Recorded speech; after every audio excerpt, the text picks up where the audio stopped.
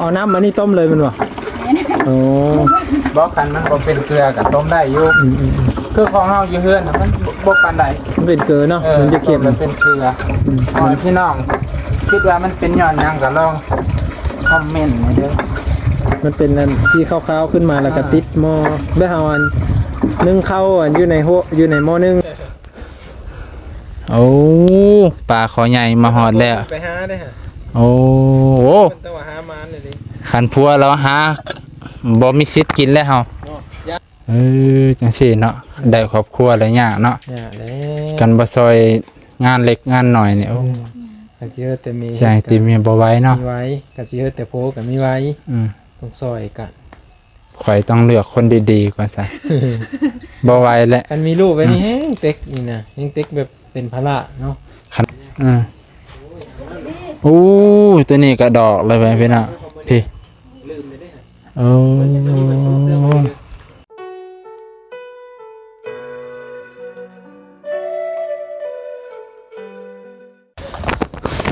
สบายดีเด้อพ่อแม่พี่น้องลุงป่าเบิดสุขุสุคนบ่ว่าจะอยู่ในประเทศและต่างประเทศเนาะยินดีต้อนรับก็สู่2เบานุ่งมานี่เบานุ่งมาหาน้องร้อยตอนหัวค่ำหัวแรงพ่อแม่พี่น้องบ่ได้มาหาโดนแหละตั้งแต่อันก้างค่าคอเพิ่นนั่นแหละไปเบิ่งน้ำกันพ่อแม่พี่น้องมาเบิ่งหัวค่ำหัวแรงตะเว้นกำลังตกดินเพิ่นเฮ็ดอิหยังอยู่ป้าเฮือนซานบ้านซองเพิ่นสะอาดตั้งแต่ซื้อไม้กวาดมาพ่อแม่พี่น้องสะอาดคักอะลิเพิ่นปัดเกลี้ยงเอาล้อนยังเหลือแต่ทางหน้าเด้อน้องลอยเด้อน้องลอย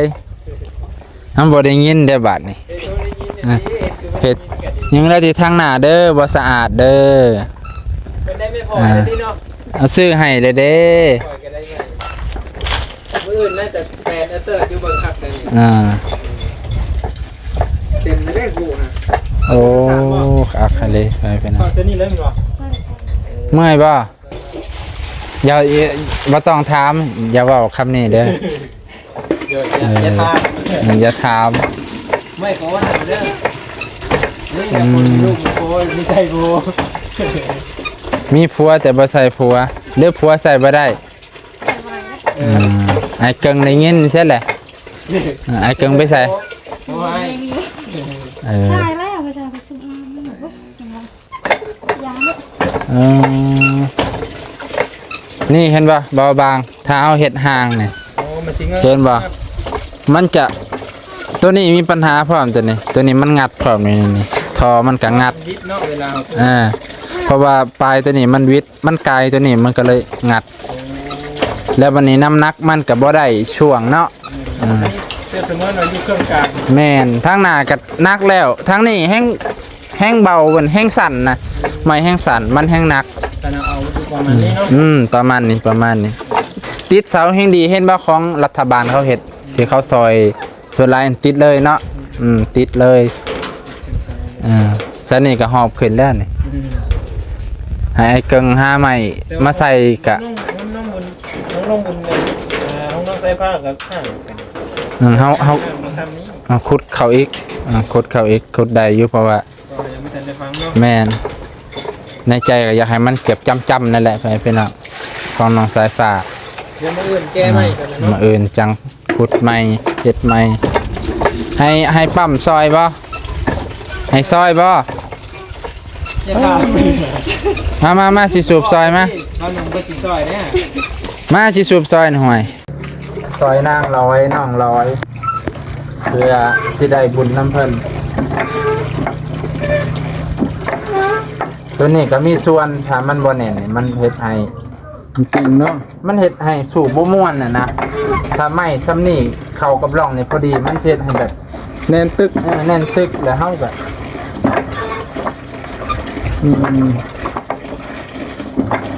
เป็นแบบค่อยๆไหมเมื่อยแบบนี้ถ้าอันนี้มันสั่นเนาะแม่นบอกมันสั้นมันไม่ได้ช่วงมันคือจะต้องพี่ระดับพี่ไปจ่าเป็นคนไปที่ใส่ได้บาทใส่น้องร้อยเลยเอาอยู่คู่สุดท้ายเนาะ แล้วสิอาบน้ำบ่ เออ มาสูบไว้ให้กูสุดท้าย 3 คู่นี่3 คู่4 คู่นี่ถือว่าพอเป็นบ่อาบน้ำระวังเด้อไผมักลามเฮาเคาะใกล้แล้วหมดเลย ต้มยังน่ะโอ้ เอาน้ำมานี่ต้มเลยมันบ่โอ้ บ่คันมันบ่เป็นเกลือก็ต้มได้อยู่ อืม คือของเฮาอยู่เฮือนน่ะมันบ่ปานใด มันเป็นเกลือเนาะมันจะเค็ม มันเป็นเกลือเอาให้พี่น้อง คิดว่ามันเป็นย้อนหยังก็ลองคอมเมนต์มาเด้อ มันเป็นอันที่ขาวๆขึ้นมาแล้วก็ติดหม้อได้เฮาอันนึ่งข้าวอันอยู่ในอยู่ในหม้อนึ่งอ่ะนะติดเลย ติดเลย เป็นโดนไปแห้งกล้ามไปได้เลยผม กูเมื่อยอยู่เด้อ สมมาปลาโคนนี่เนาะ หอบขึ้นเลยฮะด้วยความยินดี ให้คอยถือหวยเนี่ยก็ได้ซอยคนตลอดไป มือแดงเลขคนละสลัดมือแดงคอยนำมาถามคนมานี่3หลังคาเหิน4หลังคาเหินไม่ได้ว่าเลขนี่ บ่แม่นหยังดักช่วงนี้ช็อตแน่ก็เลยพึ่งพาสิ่งศักดิ์สิทธิ์มึงเที่ยวไป พอจีได้เงินซื้อน้ำมัน แม่น ถ่ายคลิปนี่แหละพี่น้อง เป็นจังได๋บุญนี่เป็นยังบ่สบายบ่เป็นไอคือผู้ใหญ่เด้อบัดนี้ยังบ่ดีไอยังดีไข้เนาะงดงิดแล้วนะงดงิดแล้วอาบน้ำบ่เป็นได้ตับของใหญ่ตอนนี้ ใช่โอ้สิบ่กินข้าวน้ำน้องลอยบ่ สิได้กินข้าวเหิน บ่ต้องมื้อเฮือนดอกเฮา กินข้าวอยู่ตรงมื้อเนาะ ไอ้เกิงมาพอดีเลย เดี๋ยวแต่หัว ถึกผ้าเล่าหันแล้ว โอ้ปลาขอใหญ่มาหอดแล้ว ไปหาได้ฮะ โอ้โห มันต้องว่าหามันเลยดิ ขันพัวเราหาบ่มีสิทธิ์กินแล้วเฮา เนาะยายตื่นไม่ค้อนแล้วอยู่ โอ้ยข่อยหามาไม่เมื่อยจะสิมากินจังใด ได้ครับร้อยบาทอนุญาตเด้อกินได้แบบโพกเนี่ยอนุญาตยายตื่นไม่ค้อนแล้วอยู่เบิ่งครับเล่น บ่ว่าติเนาะไอ้เกิงใจดีอยู่ไอ้เกิงเราใจดีอยู่ดอกน้ำบุญมี มันมีกระเจอดีอยู่บ่บุญมีนี่เฮ้ย ตัว โอ้ยมีสบายวัดดูละ เป็นจังใดบ่สบายบ่ ลุกตื่นนอน คือไม่ หาก็ตื่นแต่นอน ก็ตื่นแต่นอนป้าตัวแพ้ไปแล้วเมื่อยได้สูบน้ำไม่ถึงสิสุด สูบน้ำแล้วนึ่งข้าว ถ้วย อาบน้ำอีกวันนี้ อาบน้ำอีก เอาอาบน้ำแล้วก็เย็นสบายแล้วก็นอนพักผ่อนเนาะ พักผ่อนพักผ่อนหลายๆรักษาสุขภาพตัวเองเนาะบุญมีบุญเพ่งคือกัน จังซี่เนาะได้ครอบครัวแล้วยากเนาะ อย่าแล้ กันบ่ซอยงานเล็กงานหน่อยเนี่ยโอ้ กะสิเฮ็ดแต่มี ใช่ที่มีบ่ไหว้เนาะ มีไว้กะสิเฮ็ดแต่โพก็มีไว้ ต้องซอยกัน ข่อยต้องเลือกคนดีๆก่อนซะ บ่ไหว้แหละ คันมีลูกไว้นี่แฮงเต็กนี่นะแฮงเต็กแบบเป็นภาระเนาะ คันแต่ละเดือนเนี่ยข่อยต้องถามผัวถามผัวบ่ได้ข่อยต้องถามเมียแล้วว่าข่อยบกพร่องหยังบ่ จะได้เป็น จะได้เปลี่ยนแปลง บุญมีไอคือผู้ใหญ่เลยบัดนี้ เป็นวัดเนาะ เป็นไอเลยนี่ ต้องเป็นวัดเป็นไอได้ป่ะขี้มูกก็ย่อยอีกมันมีเอ้ย บ่ให้ ถึงเพิ่นเลยจะยังดี บ่ให้กินหวานกินหยังแล้วบัดนี้เอาข่อยมาเบิ่งสวนเจ้าก่อนเป็นตางามอยู่ได้เพิ่นพี่น้องป้าผักบัวเพิ่นผักข่อยให้เจ้าปลูกวะนี่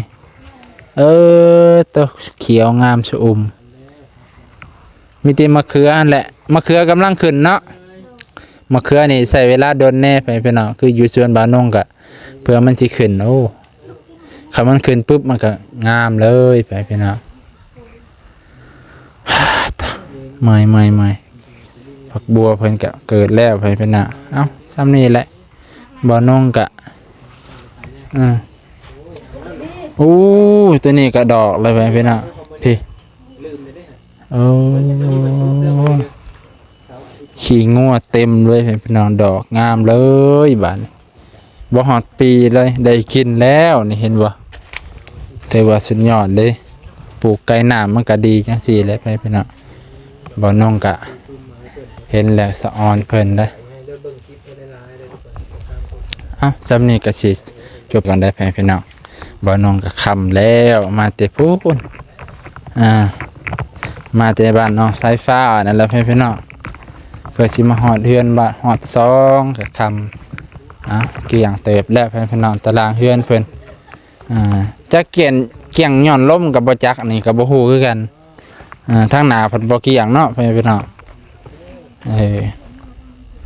ทางนี้ก็เอาให้เพิ่นปัดเป็นกวาดธรรมดาแหละบ่น้องก็บ่จักบอกบ่จักสอนดอกพี่น้องตัวเอาพี่น้องขอบใจขอบพระคุณหลายๆเด้อที่รับชมมาหาน้องลอยคือเก่านั่นแหละพี่น้องขอบพระคุณหลายๆทุก FC ทุกพ่อแม่ลุงป้าที่รับชมที่ให้กำลังใจบ่ว่าอยู่ไกลเพิ่นก็ให้กำลังใจคือเก่าเนาะพี่น้องคนเฮามันก็จังซี่แหละมีดีมีชั่วมีดุมีมันขยันมันเพียรปะปนกันไปพี่น้องอุปนิสัยแต่ละคนบ่คือกันถ้ามันคือกันก็นะมันก็คือสิบ่